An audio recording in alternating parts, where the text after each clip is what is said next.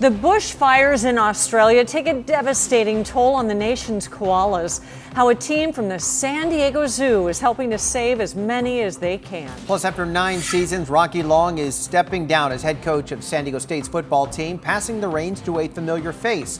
Why new head coach Brady Hoke says this time he's here to stay. But first, I could never get them back. Ever. a gut-wrenching and tense sentencing for the North County man who fell asleep drunk with a lit cigarette, causing a fire that killed his 2 young children. And 10 News reporter Mimi Alcala is joining us from the downtown courthouse. Mimi, emotions were running high as we saw there were a couple of outbursts from the 3-hour-long sentencing. Kimberly, Steve, outbursts and a lot of tears. The children's mother spoke for nearly an hour here in court, reliving all of that pain of what she went through when she lost her children. So I do want to warn you, some of what she had to say is pretty graphic. All of this happening before the father was sentenced to 12 years and 8 months in state prison. I am a bored mom. That is my purpose on this earth, is to be a mom. And you took that from me. A heartbroken, grieving mother, Nikia Lopez, addressing her ex-husband, Henry Lopez, the man responsible for the deaths of their 2 young children. I could never get them back. Ever. Bella and Christos are riding their new bikes. Henry Lopez wiped away tears as videos of 7-year-old Isabella and 10-year-old Christos played in the courtroom. It was an emotional day for family members on both sides. Henry fell asleep drunk with a lit cigarette on October 28, 2017 in his Rancho Bernardo home, causing the major fire that killed the kids and left him with injuries. Henry Lopez, do you understand the smell of a burnt body of my 10-year-old baby boy in my hand? There were heated moments during the sentencing as issues from their rocky marriage came up. Don't shake your head, you did. You're lying! I'm not lying. Henry later addressed the court, calling himself a super papa and also talking about suffering from PTSD and alcoholism after serving in the Marines. He then defended himself, saying he tried to save his kids. Had I not been intoxicated, I don't know if the outcome would have been any different. Then there was an outburst from a former juror on the case. Accept the consequences, okay? Eat it. It happened on your watch. We caught up with him outside. Larry Simpson says he just wanted to see justice served and the ending to the case he became so attached to. I am a Marine also. I have my issues with anxiety and PTSD also. If he's so sorry and he's so freaking humble and stuff, why don't he just take it and eat it? It happened on his watch. And although Lopez was sentenced to 12 years and 8 months in prison, the prosecutor we spoke to says he may only have to serve half of that time, and he is going to be eligible for parole in just a few years. Reporting live downtown, Mimi Alcala, 10 News. Thank you, Mimi. One of the men accused of gunning down a security guard outside an East Village homeless shelter faced a judge today. Police say they used images from San Diego's smart streetlights to identify Johnny Hill and another man, Floyd Garrett, as suspects. Officers arrested Hill yesterday on charges including first-degree murder. They say he and Garrett walked up to Ernie Buchanan last month and shot him. The entire attack caught on camera. Both defendants shot Buchanan down in the middle of the street using 2 separate caliber firearms. Hill faces up to life in prison if convicted. Police in Phoenix arrested Garrett. Earlier this week, he will be extradited back to San Diego after a hearing later this month. Happening right now, people are rallying in Balboa Park, protesting U.S.'s involvement in Iran. This is a live look from our crew at the rally right now. We're told there are about 25 people there. This follows a protest this morning where an interfaith coalition said that U.S. actions are again destabilizing the Middle East. Today, President Trump did not mention further military action, instead announcing economic sanctions on Iran.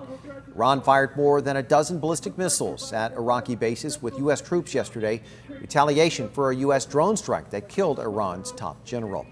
And the USS Abraham Lincoln, which played its own role responding to rising tensions with Iran last year, is now one step closer to its new home port of San Diego.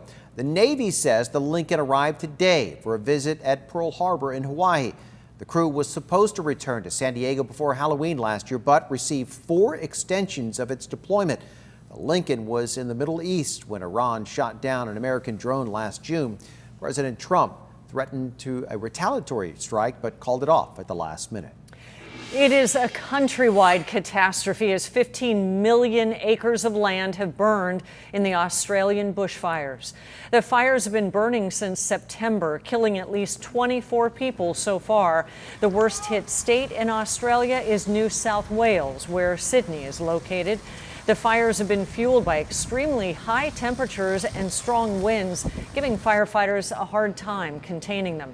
The fires in New South Wales alone are enough to cover a land area the size of southern England.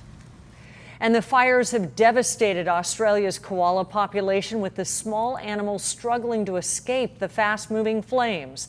But researchers with the San Diego Zoo are racing to help protect them. 10 News anchor Derek Stahl explains why these koala populations are considered so vital. The mega wildfires in Australia have devastated an area larger than Denmark, producing heartbreaking images of koalas in distress. The fires have torn through the eucalyptus the animals need to survive. This little fellow, he's too far gone. But as the flames approached one critical habitat, researchers with San Diego Zoo Global moved in. The nonprofit has been in Australia tracking koalas for years using radio tags, and those tags became life-saving tools. One of our researchers, Dr. Kelly Lee, was able to actually go and rescue 12 koalas from the Blue Mountains, which is really important because they're one of the best genetically diverse group of koalas. That genetic diversity in the Blue Mountains is considered critical for the survival of the species. They were already close to being threatened or endangered, and we're just waiting to find out what the numbers are. Again, no one knows. Researchers are now waiting for the fires to die down so they can do more search and rescues. Okay, we probably need to put out water areas for the animals, the koalas, also putting in food stations, putting eucalyptus back in there and other food for the other animals. They say the short-term goal is to nurse as many koalas as they can back to health.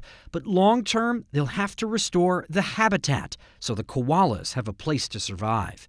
Derek Stahl, 10 News.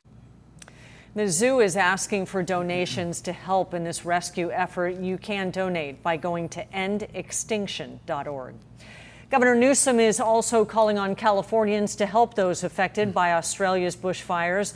He's asked those who can to donate to the Australian Red Cross, saying when California suffers from devastating wildfires, we step up and help one another time and time again. And now it's our duty to lend a hand to Australians affected by this tragedy we know all too well. San Diego Assemblywoman Lorena Gonzalez is calling out a famous rapper with her latest piece of legislation. The bill, 1909, would ban so-called virginity tests on women. Gonzalez calls the practice a form of violence and harassment against young girls and women. She specifically called out rapper T.I. by name. He ignited a controversy last year when he said that he goes to his daughter's gynecologist appointments to confirm her virginity. The World Health Organization also condemns the practice, saying there is no way to prove whether a girl or a woman is a virgin. And Ashford University is no longer for sale. The UT reports Zovio, which owns the for-profit school, instead wants to turn it into a not-for-profit school. It had been looking at selling the online school since October, when the U.S. Department of Education told it to get a multi-million-dollar letter of credit. Under the new plan, Ashford will become an independent school. Zovio was formerly headquartered in San Diego before moving to a suburb of Phoenix, Arizona last year. A new accuser has come forward claiming a priest in the Diocese of San Diego sexually assaulted her decades ago.